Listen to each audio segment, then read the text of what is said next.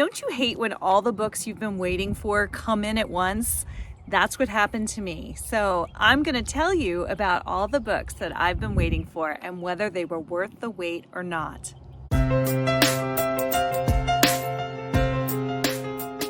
So I had 6 books on hold with my Levee app, and they all came in one right after the other.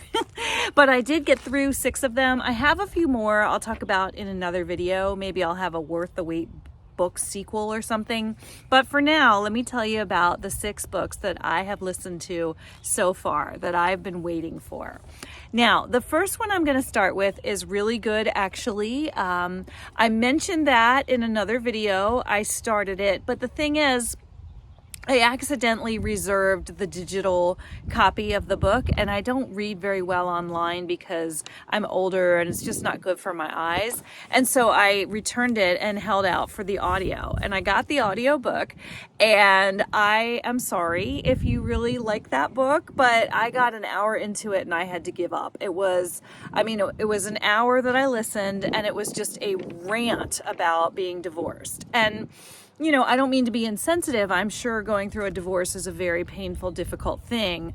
I don't really think it should be fodder for someone's entertainment. But if you, if you're going through something like that and you want to read a book about that, I think that's great. You know, it's good to find comfort in books. But I just found that book to be on and on, just ranting, and I didn't care for it. So I gave up on that one and I DNF'd it. The second book I got was The Levee by William Kent Kruger. That was a novella. It was a short one. Now, I love William Kent Kruger. Ordinary Grace was one of my favorite books. So as soon as I saw he was coming out with a new one, I immediately put it on hold, and I'm glad I did. That one I enjoyed very much. The Levee is the story. It's an old story, and it's a real short novel of this family, and they live on the water. I can't remember exactly. The Levee is the story of this wealthy family, and they have this beautiful house, and it's on the water, and there's flooding. There's a lot of rain, heavy rainstorm. And so the homeowner brings these 4 criminals out of prison. He manages to get them out of prison to work on his property as dam builders, so that they will build a dam so that he can protect his home from the storm that's pending. And of course the storm hits, and they have to decide whether or not to leave the house or stay. And the criminals are interesting. I think the book had a lot to do with redemption and second chances, because one of the criminals was just bad to the bone. He was not interested in rehabilitating. And the other criminals, one in particular I think of, he was a good person, and he was in prison, just wanted to serve his time and get through his sentence and then rebuild his life. And so you got a really nice insight into these men, and it was contrasted against the wealthy homeowner, who he wasn't one of the homeowners. Well, I won't tell you. I'm not going to tell you about the homeowners. They weren't all bad. They had good and bad. All of the characters had good and bad qualities. And it was, if you know anything about William Kent Kruger, it was typical force of nature versus man, and the complexity of the human character. I enjoy William Kent Kruger books. Check out The Levee. It's a short novella. It's worth your time. Vera Wong's Unsolicited Advice for Murderers. Okay. Jessie, what is her name? Jessie Q. Sutanto. Okay, maybe I don't know her name, but I love this author. I don't know if you guys have noticed. She did Dial A for Aunties and 4 Aunties and a Wedding, and this is her latest and greatest. I have yet to be disappointed by this author. She is hilarious. And Vera Wong's Unsolicited Advice for Murderers, it takes a step away from the Dial A for Aunties Aunties characters. It's completely different cast of characters. But Vera Wong is a Chinese mother. I believe it's still Los Angeles, and she has this tea house, and it's called Vera Wong's Tea House. Vera Wong's world famous tea house, because she just figures, well, Vera Wong is famous and my name's close enough. And she's just an adorable character. She's this little old lady. She gets up at like 5 o'clock in the morning and immediately texts her son Tilly, "Are you up yet? Don't waste your day." And then she goes outside and stretches and goes to run her tea house. And she has one customer who comes, and she gets up at 5 in the morning and does all this stuff to, you know, prepare tea for this one customer. She's a lonely little old lady, and she ends up getting embroiled in this murder. Someone is killed in her tea shop, and he happens to have a thumb drive in his hand. So being Vera, she draws an outline of the body with Sharpie marker and calls the police and prepares them tea. And she can't understand why they don't appreciate her Sharpie drawing on the floor, and they don't want to drink her tea. And she decides they're pretty much worthless. And so she steals the thumb drive from the man who died in her tea shop, and she decides she's going to solve this murder. And the first thing she does is she takes out some sort of, I think it's an obituary in the newspaper, thinking that the people who are closest to the man who was killed will show up at her tea shop.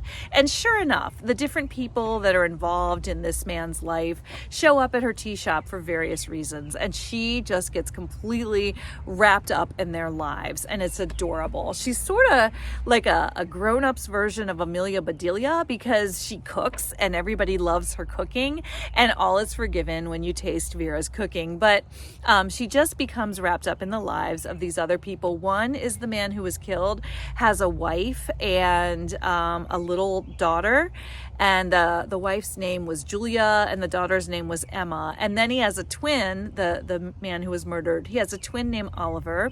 And then there are some people who were cheated by him. He was not a nice man. So nobody really grieves the loss of this man, and yet did they kill him or not? Because they all seem like pretty decent people, and they end up very close to each other. So Vera forms this friend group with these people, and it's just adorable. It's a really sweet, funny book. I highly recommend everything by that author, but definitely liked Vera Wong's Unsolicited Advice for Murderers.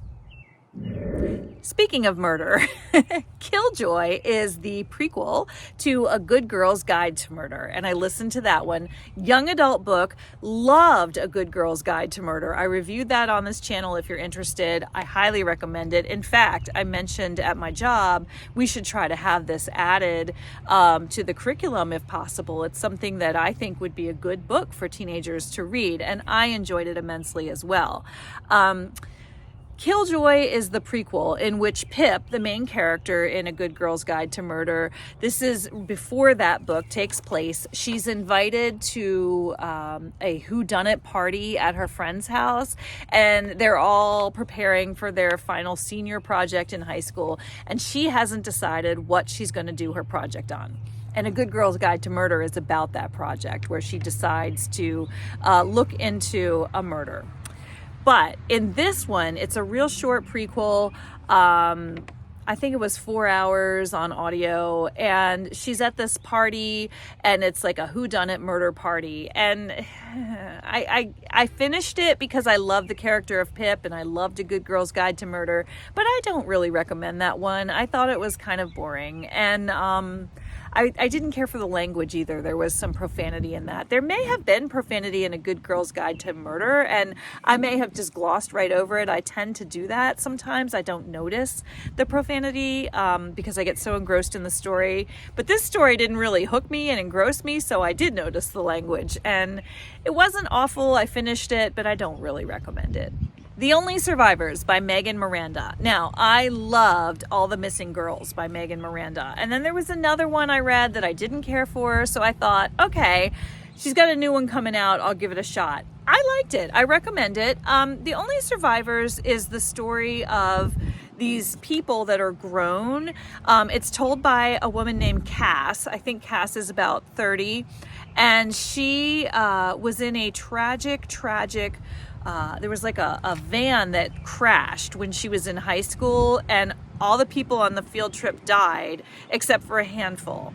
And so the handful of people that survived that crash on the high school field trip get together every year, and they go to the Outer Banks. Now, I have to say, I thought that was really cool because I love to go to the Outer Banks. So I was really trying to figure out where in the Outer Banks they were. And my best guess is like Rodanthe or Buxton or something, because there's a reference to a house collapsing. There's sort of a dive bar where they go, and I was sort of picturing, could it be, this place where I've been? And so I enjoyed the setting very much. If you're an Outer Banks person, you would like that. Also, I liked the characters and the element of mystery. It was very... there was like this build up to this suspense, and I just had to know, could the characters be trusted? You really don't know throughout the book which characters are trustworthy, if any, and which aren't. But this girl, Cass, she doesn't want to get together every summer. It's just like a 1 or 2 week, I think it's a 1 week reunion. They get together, and she dreads it, and she tries not to go. And she ends up going because she gets an obituary for one of the survivors. His name was Ian, and he died of a drug overdose. Everybody had their ill effects, that they carried around after the tragedy in high school, and he became a drug addict. And I'm thinking, is this from the guilt? Is this from the tragedy that they suffered? But those two were close, Cass and Ian. And so when she receives an anonymous text with Ian's obituary, and she decides to go to the reunion. And so I'm wondering throughout the book, did somebody kill Ian? Did he really die of an overdose? And then there's just this interesting cast of characters. There's this character named Grace, who ends up being a therapist. And then there's Maya, who's the very strong-willed, almost pushy organizer. She organizes the event and insists everybody goes every year. There's Josh, who was a lawyer too, and he was just a real selfish, self-serving, self-involved kind of guy. I didn't like him as a reader. And then there was, I think his name was Brody. There was Brady or Brody. He was Mr. Popular. And there was a girl named Clara who survived the tragedy in high school but committed suicide shortly after. So we get through the book trying to figure out what exactly happened during this tragedy, and everybody seems to have secrets. So what's up with all the secrets? And it builds and it builds and it builds, and I'm just looking for this big crescendo at the end. I have to say, I didn't feel it at the end. I felt like the end was kind of disappointing, but I loved the characters and the build up throughout the book. So I would still recommend The Only Survivors by Megan Miranda. And last but not least, I am currently listening to The Sister Effect by Susan Mallory. And I love Susan Mallory. She's a fun, fluffy summertime read. This particular book, I'll probably finish it, but I don't really recommend it. For one thing, there's some heaving, okay? If you listen to my channel at all, you know I'm not big on heaving. And if you're new and you don't know what I'm talking about, there's some adult intimacy, and I don't really enjoy those details. I feel kind of embarrassed. So there's a little bit of that. It's not a lot, but there's some. And there's some language, not too much, but some. But the story, The Sister Effect, it is the story of Finley and her sister Sloane. And Finley is Little Miss Perfect, very uptight, very judgy, very angry, especially with her sister Sloane, because Sloane is a recovered alcoholic. And apparently, when Sloane was an alcoholic, she did horrible things to Finley, and at one point gave Finley her daughter, Aubrey, and said, I just can't be a parent anymore, here you go, and took off and ruined Finley's life. Well, I don't want to tell you. It's early enough in the book, but she ruins Finley's life, puts Finley into financial problems, causes Finley to lose her job through no fault of Finley's at all. So Finley's broke, unemployed, actually gets dumped by her fiance. All this happened before the story. We don't really get into all that. We just like find out why she hates her sister.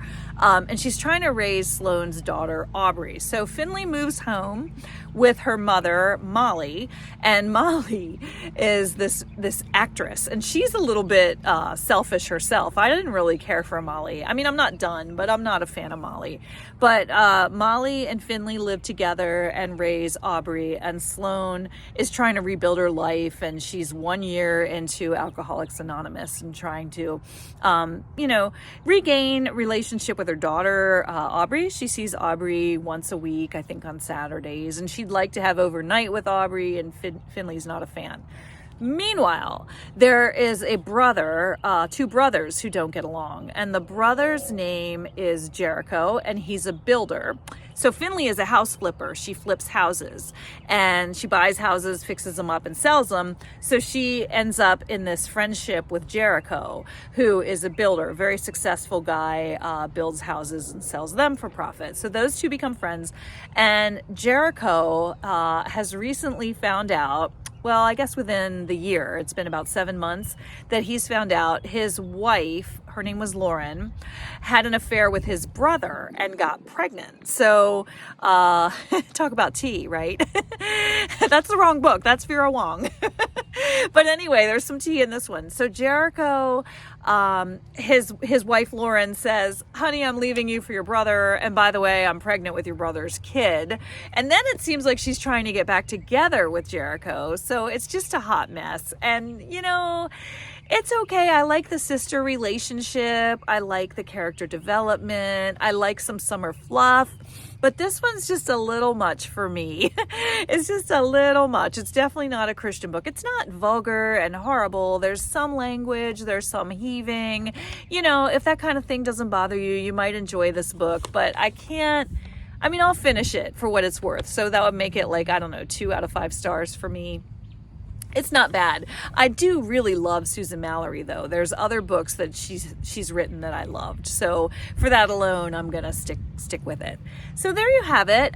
Worth the wait or not? I would say definitely really good. Actually, was not worth the wait. Killjoy was not worth the wait, and